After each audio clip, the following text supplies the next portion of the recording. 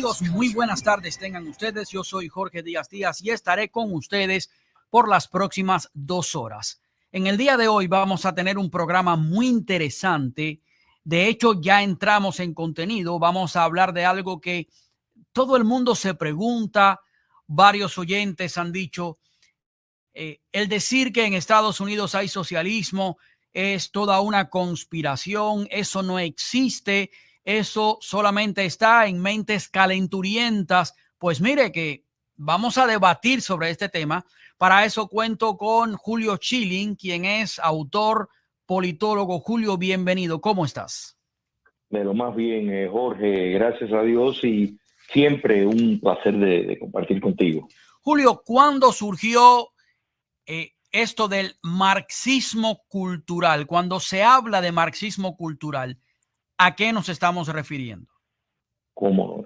Mira, primero este tema, y te felicito por querer traerlo a colación porque es fundamental. Estoy en el medio de un libro precisamente sobre el tema y la gran importancia de esto es que tanto la izquierda, mucho más la izquierda, como la derecha libertaria, pues dice que no existe, que es una conspiración antisemita, etcétera, etcétera, que no tiene ningún fundamento.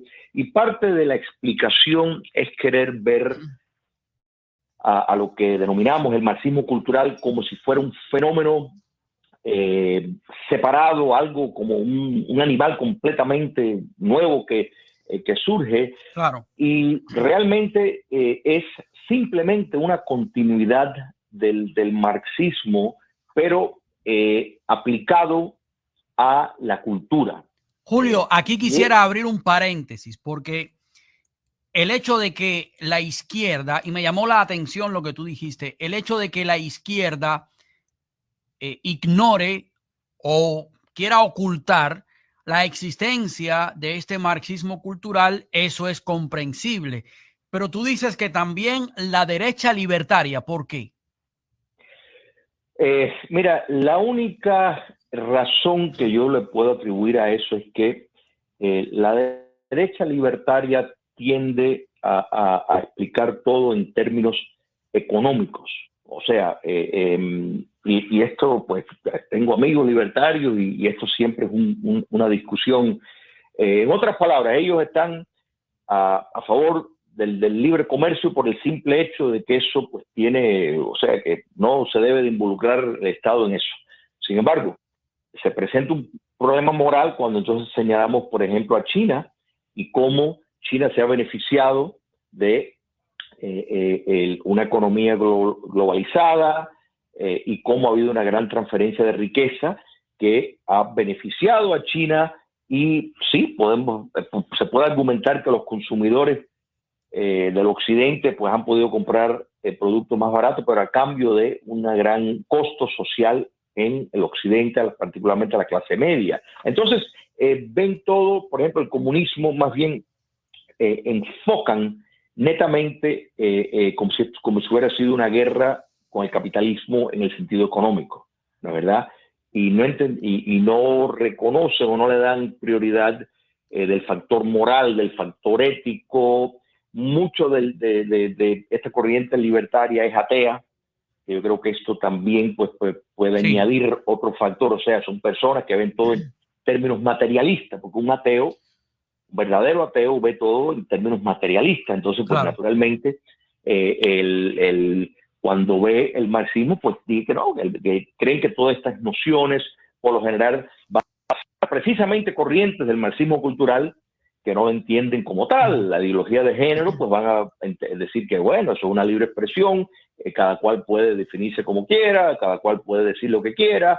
Entonces cae en un terreno anárquico que en cierto sentido se encuentran con polos diferentes. Que por razones diferentes la izquierda sí lo hace porque la programación, Jorge, del neomarxismo, el marxismo cultural, pretende no ser marxista, o sea, no quiere que la gente se den cuenta que es marxismo. Claro. Los 100 millones de muertos, pues le ha dado una muy mala reputación al comunismo. Entonces ellos tratan de identificar y decir, no, esto es otra cosa, esto no es marxismo, aunque todo se desprende del árbol del marxismo, fue preparado por marxistas, defendido por marxistas, entonces es un marxismo, excepto que claro, simplemente apuntan a la cultura. sí, Y es importante entender, Jorge, que esto comenzó con las propias contradicciones y fallos de el marxismo, tal como Marx y Engels lo describieron, en el sentido de que la economía iba a producir determinados factores, que iba a haber una revolución mundial, y eso no ocurrió, todo lo contrario. Entonces otros marxistas como George Lukács, el italiano Antonio Gramsci, los marxistas alemanes del Colegio de Frankfurt, el propio Edward Bernstein, por ejemplo, después desarrolló la socialdemocracia, se dieron cuenta que esas predicciones fueron, o sea, el marxismo clásico fue falsificado, se dieron cuenta que eso no fue el caso, entonces apuntaron, en el caso de George Lukács, el húngaro, en el caso del italiano Antonio Gramsci y los alemanes del Colegio de Frankfurt, entre otros, que la cultura formaba una superestructura que era el elemento que no dejaba que la clase oprimida la definición de ellos, pues pudiera entender que estaba en cadenas y pudiera actuar en acorde con lo que Marx había dicho que iba a ocurrir. ¿Te das cuenta? Pero ¿cuál es el objetivo de introducir el marxismo en la cultura? En la economía está claro de que ellos querían dominar a la sociedad utilizando a la economía. Sabemos que en el socialismo siempre hay una clase elitista que se enquista, mientras que el pueblo es despojado de libertades y es despojado de su propiedad. Ahora bien, ¿cuál es el objetivo de esta gente al diseñar todo el marxismo para meterlo dentro de la cultura? Es el mismo objetivo de llegar al poder político. Esto hay que entenderlo, y Marx, en la tesis sobre Feuerbach, que es probablemente una de las cosas más importantes del marxismo, o sea, uno de los ensayos más importantes, Marx dejó claro de que la práctica tenía primacía, era mucho más importante que la teoría. En otras palabras, él dijo que la teoría no servía para nada si no se podía poner en práctica, que la práctica revolucionaria era lo más importante, la praxis. Entonces, quiere decir que a partir de ahí, esa flexibilidad que Marx le dio, pues hizo posible a que todos los otros marxistas que siguieron pudieran apuntar a la tesis de Feuerbach y decían, no, es en la praxis donde está realmente la acción revolucionaria, donde está la verdad, o sea, la verdad está en la acción. Entonces, Marx insistió en ese ensayo de que él no quería ni siquiera tocar un dogma teórico, porque para él eso era una pérdida de tiempo, que él había, en sus palabras, la idea era cambiar el mundo. Entonces, para cambiarlo hace falta acción, hacía falta una práctica revolucionaria. Entonces, Deng Xiaoping, por ejemplo, en China, cuando está abogando para el modelo chino, pues hizo referencia a eso. Vladimir Lenin, cuando introduce en el año 1921 la nueva política económica, que en efecto aceptó inversión extranjera y determinadas concesiones comerciales a poderes industriales del occidente para tratar de salvar la revolución bolchevique, hizo referencia a eso. Y dice, aquí estamos haciendo lo que Marx dijo, esto es la práctica, la praxis para salvar al socialismo. Entonces, claro, eso hay que partir que fue un fenómeno en sí desde el principio, y muchos otros que correctamente, porque hay que añadir que tanto Lukács como Gramsci, como los marxistas del Colegio de Frankfurt estuvieron claros en que la cultura define la realidad. Entonces es una forma de poder lograr la concienciación y el ciudadano que ellos buscan para promover los cambios, y para eso ellos tienen claro que tienen que llegar al poder político. Claro. La economía, mira, la economía, y aquí podemos ir uniendo a determinadas cosas y voy a extrapolar ciertas cosas, sí. Jorge, pero con la idea para que vean que todo tiene el mismo raíz. O sea, esta corriente sobre la ecología, del cambio climático, esto no empezó ahora. La teoría de liberación, que es un desprendimiento del catolicismo, pero un desprendimiento que realmente no tiene nada que ver con Dios. O sea, era buscar la revelación divina en la acción revolucionaria. Sí, o sea, es la teología marxista de la liberación, porque la palabra liberación ha estado presente en el Evangelio. Es cuando se mete el marxismo, y esto el Papa San Juan Pablo II lo criticó con mucha fuerza. La teología marxista de la liberación, el difunto Papa Benedicto XVI también.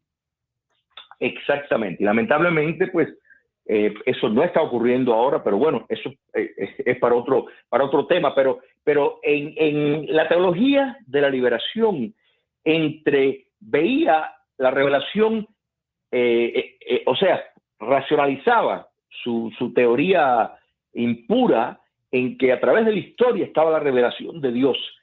Y poco a poco dijeron que en la naturaleza, en la ecología, también estaba la revelación de Dios y que se estaba haciendo la obra por medio de involucrarse con la ecología. En otras palabras, los fundadores de la teoría de la liberación vieron en la ecología una herramienta para eso. Y casualmente, el señor Schwab, pues, estuvo muy involucrado con Paulo Freire en el año 74, 75, y con otros religiosos de la teoría de liberación que encontraron el denominador común por medio de la ecología, ¿no es verdad? Pero el desprendimiento y traer esto a colación, Jorge, es porque el final que tiene el Foro Económico Mundial, por ejemplo, es el mismo de los socialistas fabianos, es el mismo de los marxistas, es un control político y la destrucción del sistema de libre empresa, porque eso le da autonomía al ser humano. ¿Te das cuenta? Claro.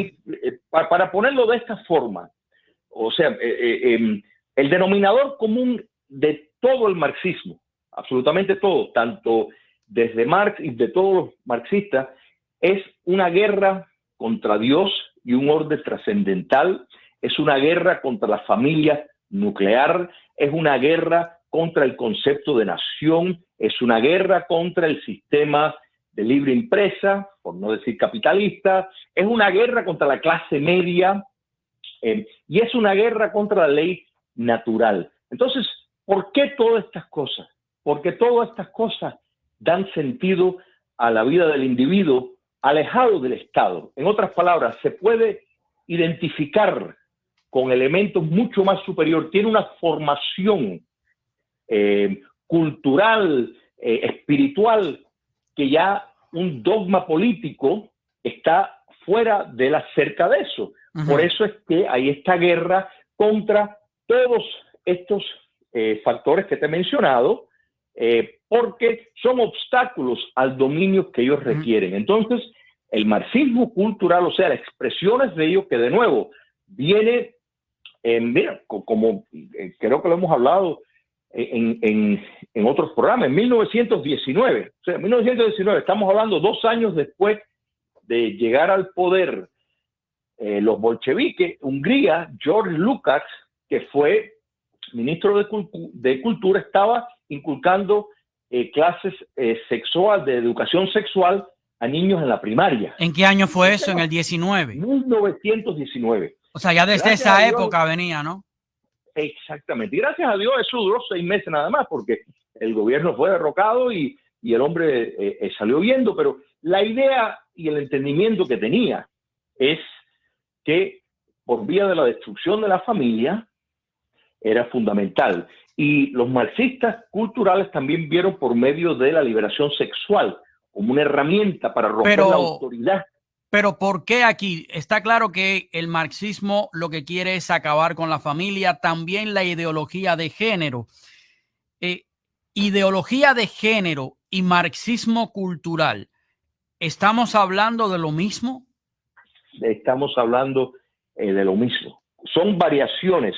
Mira, la teoría crítica de la raza es una extensión del marxismo cultural. La ideología de género es una extensión una variación del marxismo cultural. La teoría crítica queer, que la teoría crítica queer pues busca destruir todas las normas, todo lo que es normal y entendido como normal, y vemos su mayor manifestación en la práctica sexual.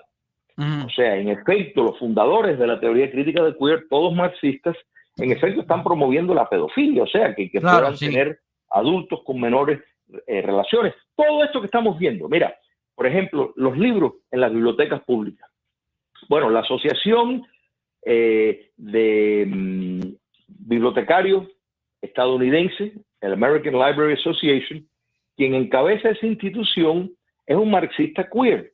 Entonces, la idea de introducir estos temas, y no solo por libros particulares, sino en la forma de categorizar los libros.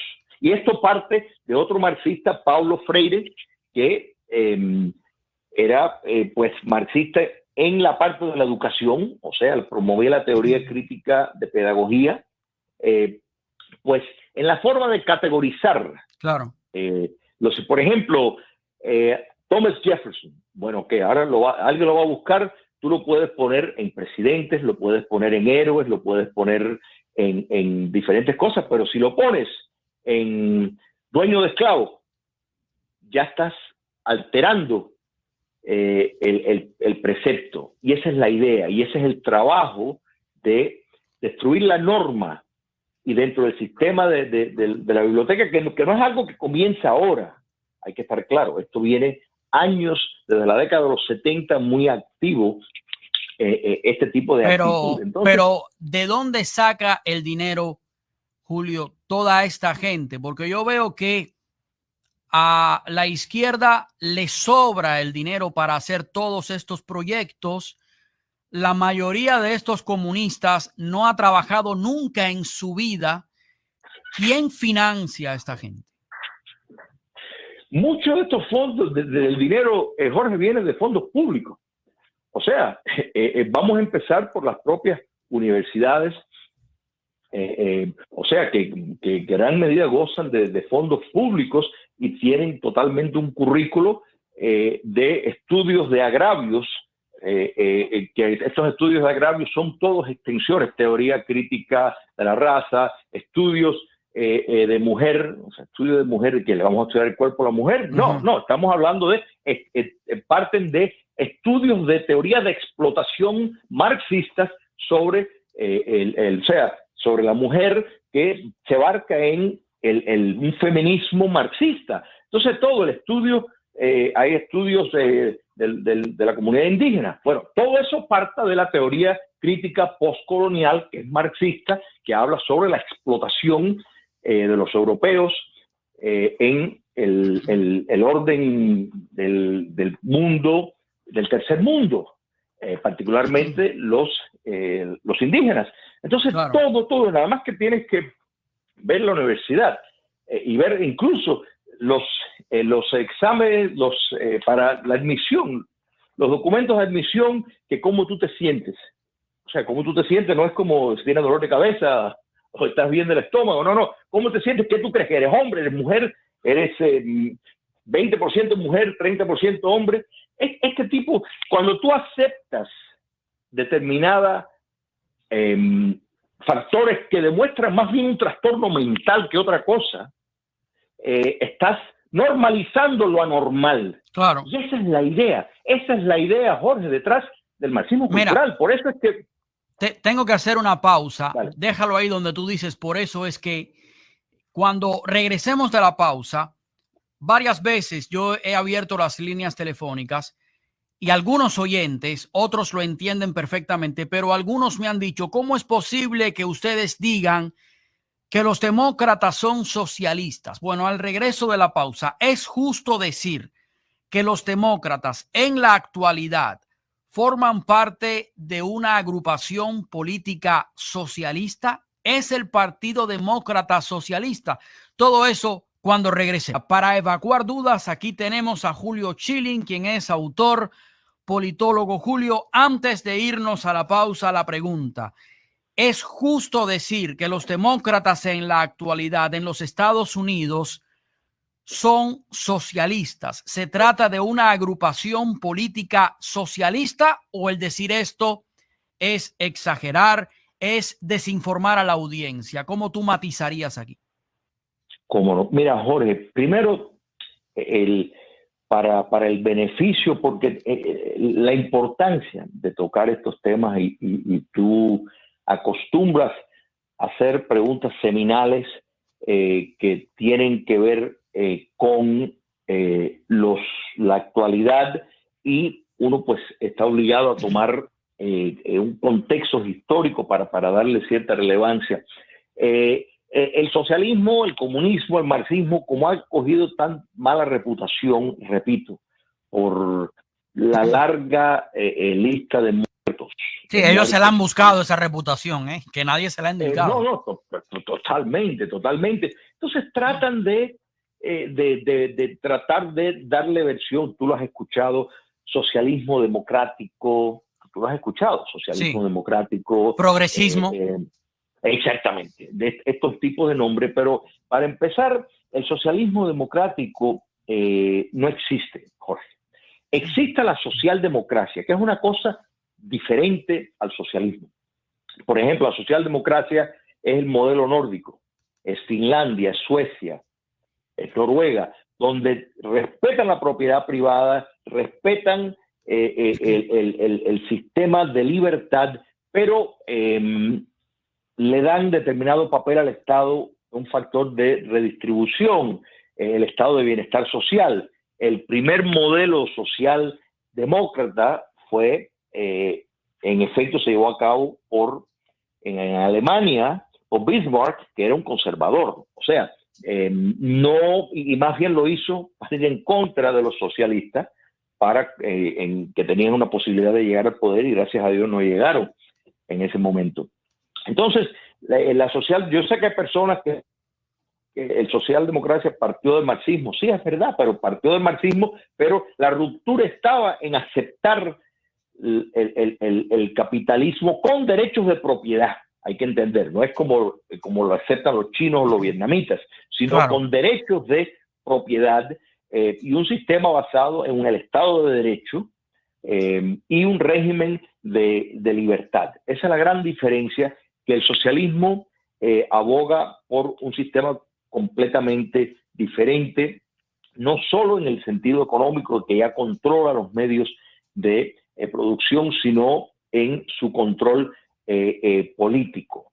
Entonces, en tu pregunta directa, el Partido Demócrata históricamente, podemos decir, en determinados momentos de su vida, era un partido tal vez socialdemocrático, en cierto sentido. Por ejemplo,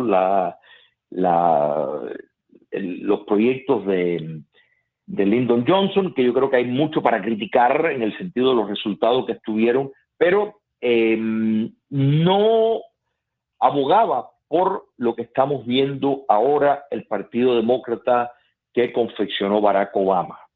Barack Obama, que es, y esto sé que lo he dicho en tu programa varias veces, si lo fuéramos a poner una categoría política, es un socialista fabiano, o sea, en el sentido de que él no aboga por la vía armada, porque la considera una pérdida de tiempo, sino más bien marchar por las instituciones para promover el socialismo.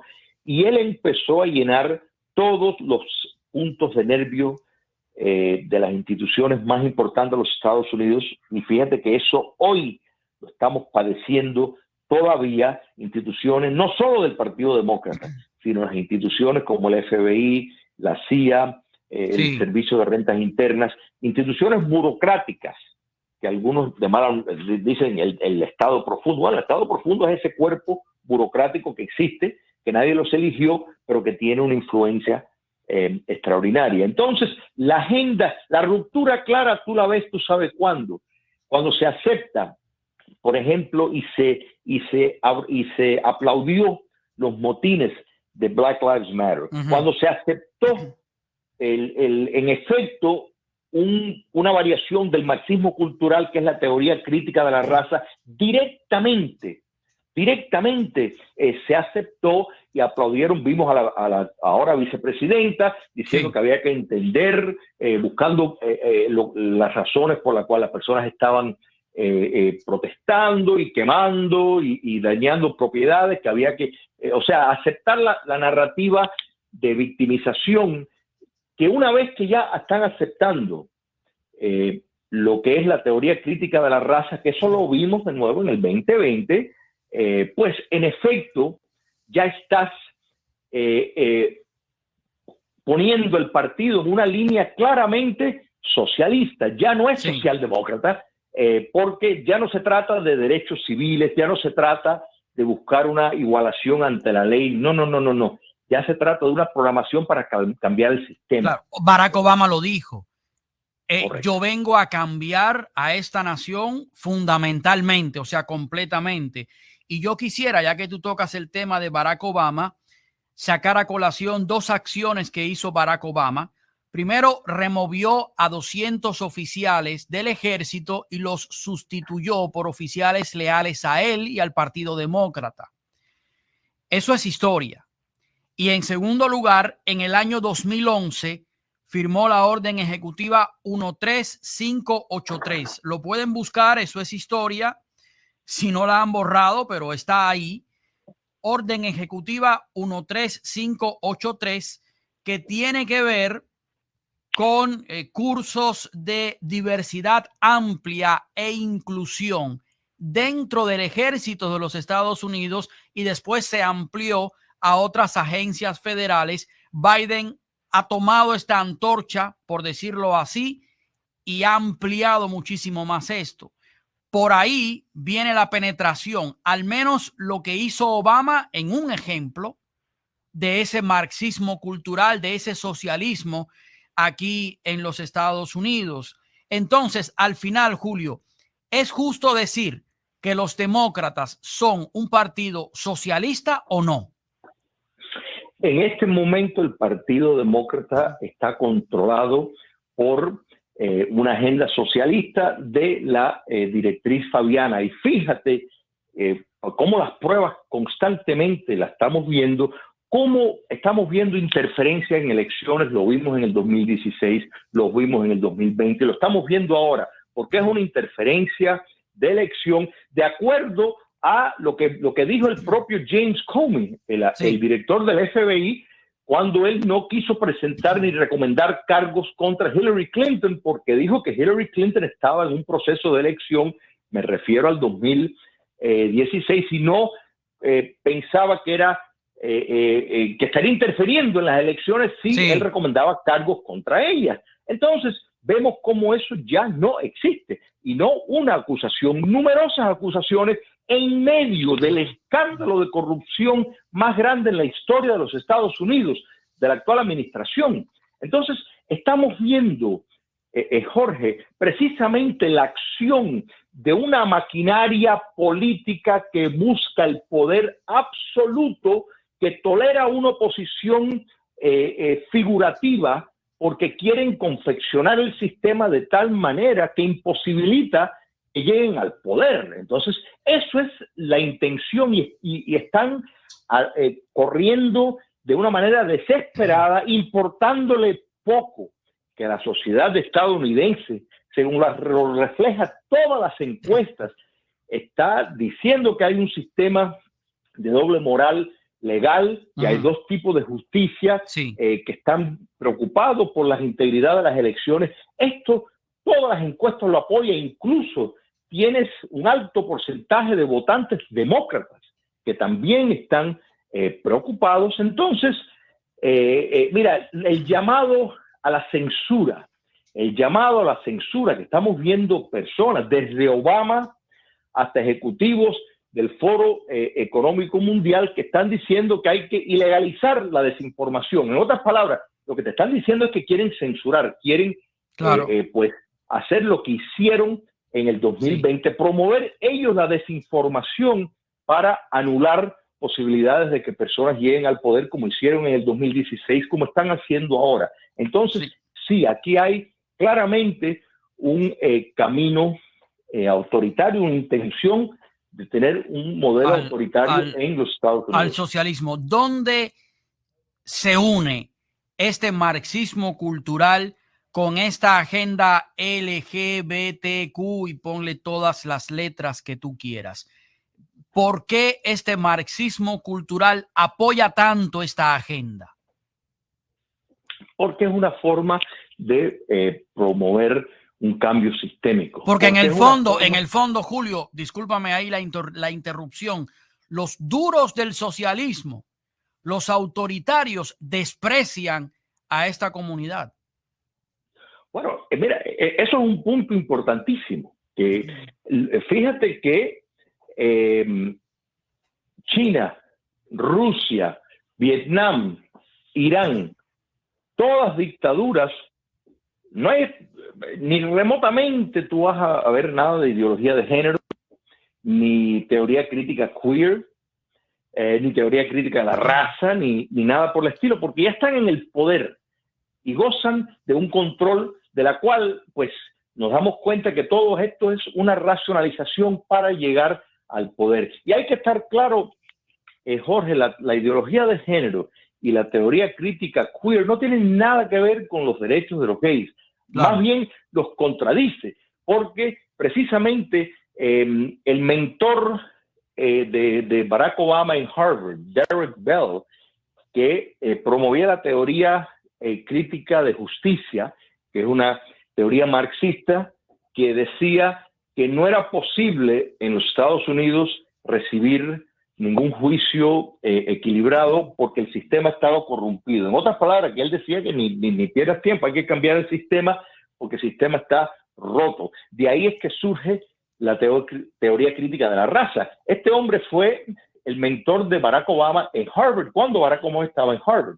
Entonces nos damos cuenta de que aparte de los otros actores previos que tuvieron un impacto, individuos marxistas que tuvieron un impacto muy profundo en la vida del joven Barack Obama, pues él ha en efecto preparado el modelo y Joe Biden es su instrumento, o sea, es quien ha resultado y la desesperación de Joe Biden no solo de llegar al poder por el factor de poder, sino por proteger sus intereses económicos, cada día estamos, y el de su familia, pues entonces esta alianza que él ha tenido con Barack Obama, la cooptación de Bernie Sanders, que era el radical del Partido Demócrata, ¿no es verdad? Bueno, fíjate que Bernie Sanders, en ese gran pacto que tuvo con el Partido Demócrata, a pesar de que le hicieron trampa en el 2016, que ya todo se sabe cómo en todos los debates, pues favorecían a Hillary, dejándoles saber de qué iban a preguntar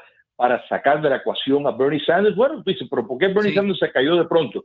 Porque le dijeron, tu agenda va, aquí está, puedes estar tranquilo. O sea, fue un pacto. Tu agenda va, pero tú no. Exactamente. Tú no, porque sabían que no era un tipo. Hacía falta alguien que podía traer a ciertos centristas moderados, votantes independientes, como Biden, que ha logrado engañar por mucho tiempo. Y eso lo vemos ahora cambiando por toda la corrupción crasa, que cada día hay más evidencia de diferentes fuentes, Jorge, porque esto es importante. Sí, y además, las fuentes no se contradicen. Vamos a dejarlo ahí. Tengo que hacer una pausa comercial. Cuando regresemos, vamos a hablar acerca más en detalle de estos poderosos que apoyan con dinero a este socialismo cultural. ¿Parece una contradicción? ¿Lo es? ¿No lo es? Al regreso en este. Y amigos, seguimos aquí en este espacio conversando con Julio Schilling, quien es autor de libros, politólogo. Julio, antes de irnos a la pausa, la pregunta que quedó pendiente. ¿cómo es posible que estas compañías poderosas, incluso hasta la mismísima BlackRock, por ejemplo, que es la compañía más poderosa del mundo, cómo es posible que estén sustentando a este socialismo cultural, a esta agenda socialista, si precisamente el socialismo está en contra de la propiedad privada? Cualquiera diría, si estas compañías apoyan al socialismo, se están dando un tiro en el pie. ¿Cómo funciona esto? Fíjate, Jorge, la noción de la dialéctica, de que viene una tesis, después viene una antítesis y después un síntesis, ¿la verdad? Esa noción de Hegel, que Marx lo invirtió, pero tomó totalmente, pues nos dice que hay constantemente un movimiento dinámico de fuerzas opuestas que producen un factor nuevo. Quiere decir, se puede perfectamente encajar el socialismo en esto de que estamos viendo una nueva manifestación de el socialismo. Cuando le añadimos de nuevo lo que Marx pronunció en la tesis sobre Feuerbach, que le daba primacía a la práctica, pues no hay más nada que hablar en esto. Mira, los socialistas fabianos, y hay un libro de H.G. Wells, un socialista fabiano escrito en el año 1928, Acción Abierta, Open Conspiracy. Y directamente él, pues en efecto, está morfeando a los marxistas, que él decía que ellos podían perfectamente llegar a entendimiento, pero que los marxistas estaban atándose, estamos hablando del año 28, a determinadas nociones de producción, de los medios de producción, y él argumenta en el libro, como socialista fabiano, y esta corriente va con todos los socialistas fabianos, que decía que el comercio puede ser cooptado para producir los objetivos políticos que ellos quieren. Entonces, cuando vemos, por ejemplo, BlackRock, Vanguard, State Street, que son las tres empresas más grandes de fondos de inversión, sí, que entre las tres controlan cerca del 70% de los fondos que van a las corporaciones en los Estados Unidos, que es una cantidad bastante grande, pues imponen una agenda, tienen como su propio sistema de crédito para calificar para préstamos, y condicionan pues la práctica y la aceptación de la teoría crítica de la raza, de la ideología de género, de la teoría crítica queer, y acepta versiones no científicas de cambios climáticos. Y digo no científico porque, de nuevo, no hay un consenso. Hay literatura científica que contradice pues la literatura científica que dice que el hombre es la causa de el cambio del clima, y eso es una contradicción, y muchas de las trampas que usan es, por ejemplo, decir, bueno, estamos ahora en tiempos más calor que lo que se ha notado. Bueno, eso es cierto si empiezas a contar desde la década de los 70, pero por ejemplo, la década de los 30 había mucho más calor que ahora. O sea, fue una de las décadas más calientes desde que se está anotando la temperatura, y sin embargo, ese ejemplo no les gusta. Entonces, pues, ahí va en eso. ¿Y cómo están cooptando la ciencia? Por medio de becas, por medio de dinero que tiran para promover y dar una base a ya conceptos preconcebidos que ellos quieren que salgan. Entonces, este es el ejercicio. Entonces, ¿cómo es posible, no verdad? Tú dices que estén conspirando contra la noción del capitalismo cuando están promoviendo versiones del socialismo, y la respuesta es que el socialismo fabiano en efecto abraza esa idea de poder cooptar empresas. Mira, Jorge, cuando miramos toda la política autoritaria del COVID, ¿quiénes fueron los que más sufrieron, quitando las personas que murieron, como siempre ocurre cuando hay pandemias? el sector económico de la empresa pequeña. Fíjate que se fortalecieron las empresas grandes, los poderosos, y a cambio de las empresas pequeñas. Bueno, eso encaja perfectamente en un objetivo. Sí, y no estoy lanzando aquí una teoría de conspiración, pero sí es importante observar que se destruyeron un montón de empresas pequeñas y medianas. Eso conviene a los poderosos. Exactamente. ¿Y por qué eso es importante? Bueno, porque muchos de estos poderosos tienen ganancias extraordinarias, producto de estas políticas, reciben beneficios tremendos del sistema y desde un punto de vista de control político, les es mucho más fácil controlar a una población que depende de 4 o 5 empresas a una población que depende de cientos de miles de empresas. ¿Te das cuenta? Claro. Por eso la guerra contra la clase media, porque la clase media no depende de dádivas del Estado de una manera tan grande como otras clases sociales. Entonces, todo el enfoque, y fíjate que cuando hablamos y oímos que hablan del ingreso universal, o sea, que personas reciben un ingreso sin hacer nada. Bueno, eso va contra todo precepto de que el trabajar es una ética importante y que eso hace un mejor ciudadano y que una sociedad democrática y de gobierno consensual pues requiere tener personas que tengan determinado ética laboral para que puedan ser independientes del poder político. Bueno, todo eso se tira a la borda con el ciudadano, el hombre nuevo, sin llamarlo directamente así, pero hay un hombre nuevo que quieren de todas maneras preparar. Entonces, el cooptar el sector privado, que un paréntesis, Jorge, el fascismo hizo exactamente eso. Sí, es cierto. Sí. En Alemania nazi, en Italia fascista, las empresas, el sector privado no se eliminó, sino se llevó a utilizar en medio de los intereses políticos. En cierto sentido, sistemas oligarcas, por ejemplo, como el de Rusia, producen también un sector privado que no se sale de los parámetros de lo que el poder político le permite. Lo vemos en China, lo vemos en Vietnam, y esto es peligrosísimo.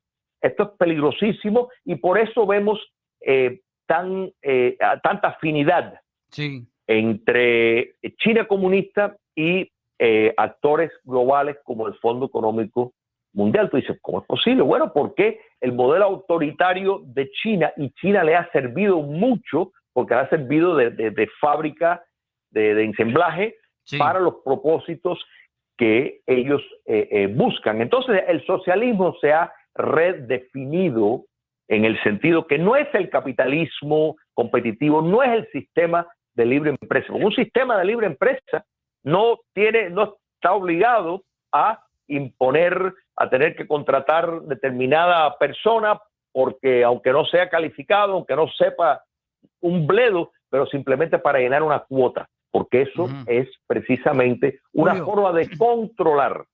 Julio, ¿tú crees que a estos gobiernos totalitarios que todavía quedan, comunistas que todavía quedan, porque tú mencionaste que el socialismo se ha redefinido, ¿tú crees que, por ejemplo, a la gente de Cuba, de Venezuela, a todos estos dictadores les conviene y que con el tiempo se van a ir acomodando a esta nueva corriente del socialismo tipo China? Jorge, sin lugar a dudas, lo estamos viendo. ¿En Cuba se está viendo eso? En Cuba se está viendo eso, se está viendo especie de capitalismo de Estado, por ejemplo, donde las empresas ligadas al poder político directamente, Gaesa y todo ese emporio que controla el porcentaje de la economía cubana, está ligado directamente a el poder político. Todas estas empresas que están, o sea, todos estos movimientos que estamos viendo ahora, que más bien es propagandístico que otra cosa, de empresas medianas que lo mal llaman el sector privado en Cuba, todas estas empresitas están conectados a personas dentro de la estructura del poder político. O sea, estamos viendo, Jorge, una versión de algo parecido a lo que vimos cuando cae el comunismo soviético y Yeltsin, yo creo que trató de llevar a Rusia a un modelo democrático, y el Occidente se quedó entretenido con el hecho de que se estaba privatizando, fue la mayor campaña de privatización en la historia, y vio eso como, buena señal, estamos yendo al capitalismo.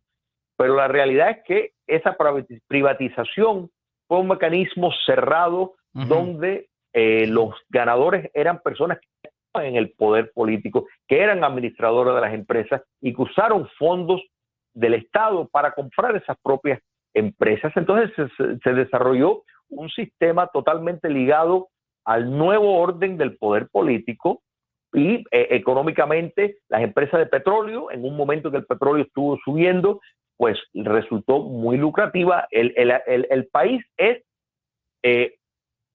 más, o sea, no solo en Rusia, en China, en Vietnam, más próspero. Es más, estamos viendo ahora muchos abogados, muchas personas que están dando una apología en Cuba a precisamente alimentar estas empresas, llamadas empresas del sector privado, que realmente sí, el privado genuinamente requiere garantía de un Estado de Derecho, y eso no existe en Cuba.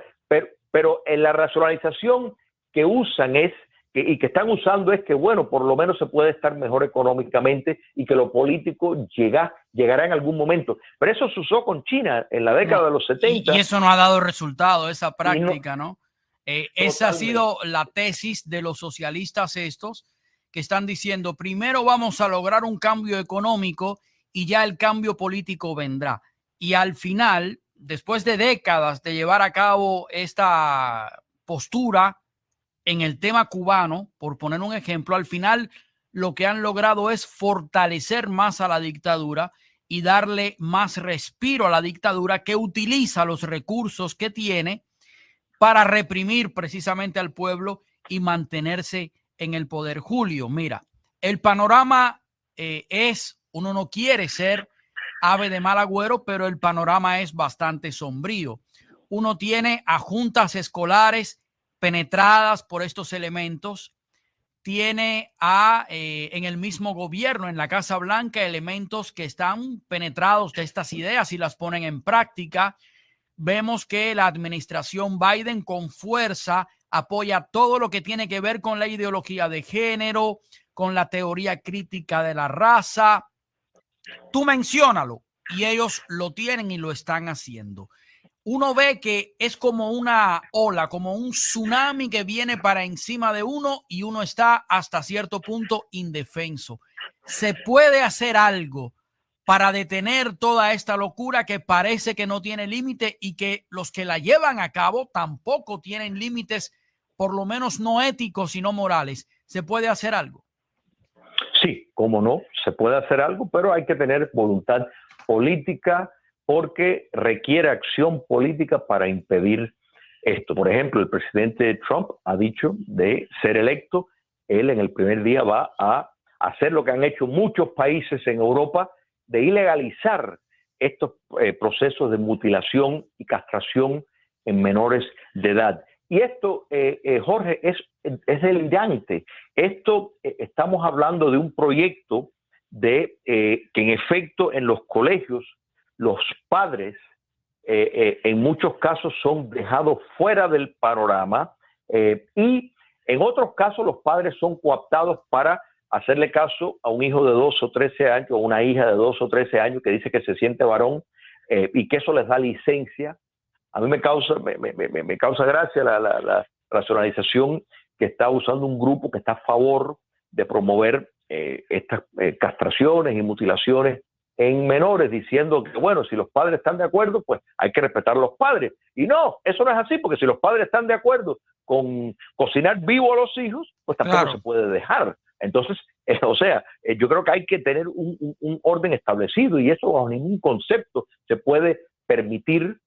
Y esto hay que estar claro, un desprendimiento del marxismo que busca definir una fluidez en el sexo, o sea, no el sexo biológico como eso, porque detrás tú te das cuenta que el trasfondo es destruir el mundo como fue concebido por Dios.